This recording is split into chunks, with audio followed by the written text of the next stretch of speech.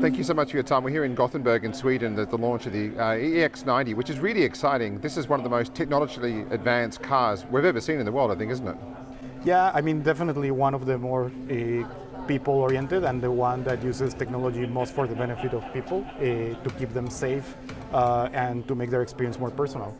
Now, something that you're very proud about is the fact that it's less distracting. You've got an interface inside this car which makes you less distracted and focused on the job at hand, right, when you're driving the car? Yeah, that's absolutely correct. We have tried to use technology not to create distraction, but rather to empower people. We have a number of ideas behind that. We want for people to just hop in the car and feel familiar with what's happening inside as quickly as possible, and for them to be able to hop from one Volvo to another and not having to learn anything new, just bring that knowledge with them. So that's definitely a goal of us. And obviously partnering with Google on some fantastic new technology when it comes to mapping and the autonomous driving. How exciting is that partnership for you? It's a fantastic partnership because it runs really deep. We work very closely on everything, almost at a pixel level.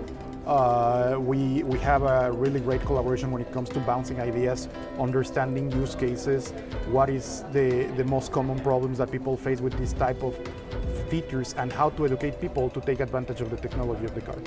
But using the technology in that car, the mapping technology right in front of you on the dashboard without even looking across to the big screen in the middle of the car, you've made it so easy to drive. Yeah, and that's part of our tradition of being Scandinavian and people-centric. What we realize is through our constant conversations with our users that people really enjoy knowing what's going to happen in the road right in front of them, and they tend to use the center screen more for other type of activities like media controls or climate, for example.